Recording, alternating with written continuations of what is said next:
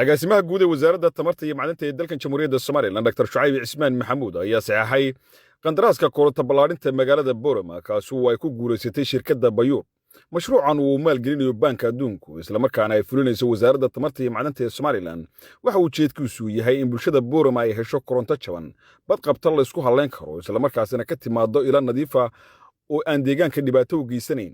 mas'uuliyiin kala duwan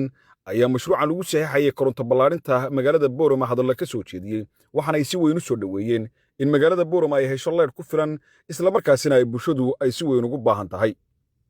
agaasimaha guud ee wasaaradda tamarta iyo macdanta ee dalkan jamhuuriyadda Soomaaliland Dr. Shucayb Cismaan Maxamuud oo isaguna halkaas ka hadlay ayaa sheegay in dawladahan ay mar walba ku dadaalayaan sida ay bulshada Soomaaliland iyo caasimadaha kala duwan ee dalku ay u heli lahaayeen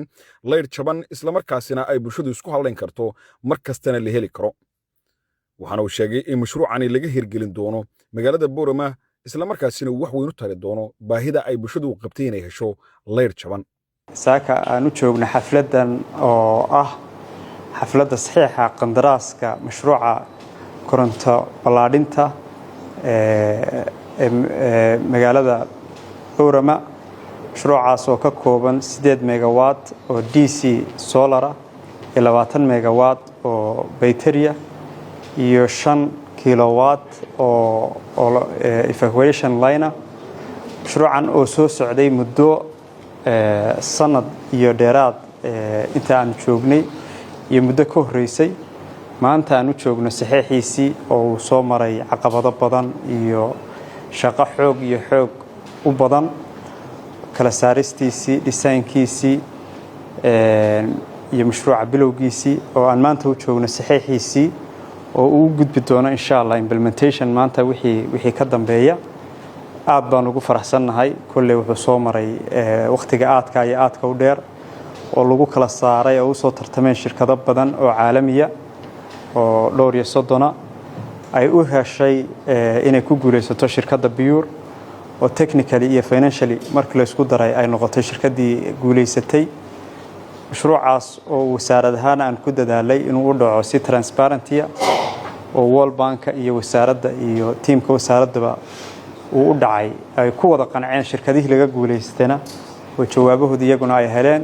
shirkadii guuleysatana maanta ay nala joogto waa sharaf weyn bay inoo tahay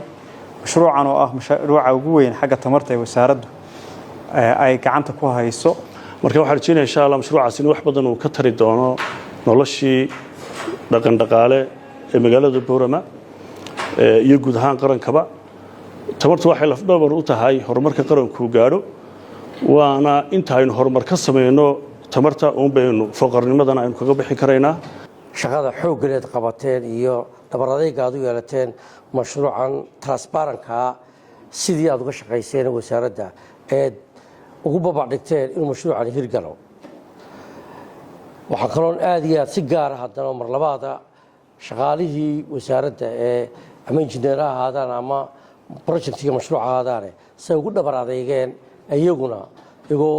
qayb wasaaradda ka mida marnaa ee ay mashruucan inuu hirgalo amba uu maanta halkaas soo gaaro ilaahay inta ka sokaysa idinka lahaa 30 shirkadood oo international ayaa soo xareystay muxuu ahaayeen mashruuca Boorama 31 companies Bayuur was mid kamida muxuu ahaayeen shirkad 30 ka ah kala saaris dheer oo time qaadatay oo runtii uga mahadnaqayo bilow ilaa dhamaad markii Ilaahay subhanahu wa ta'ala laga tago iyo dadaalka iyo supervisionka wasaaradda ka tago technical team gacanta ku hayay because the process was very transparent, very professional, but luckily at the end the Bayuur is the winner of the project. We really appreciate it and we hope we will work not only on this project together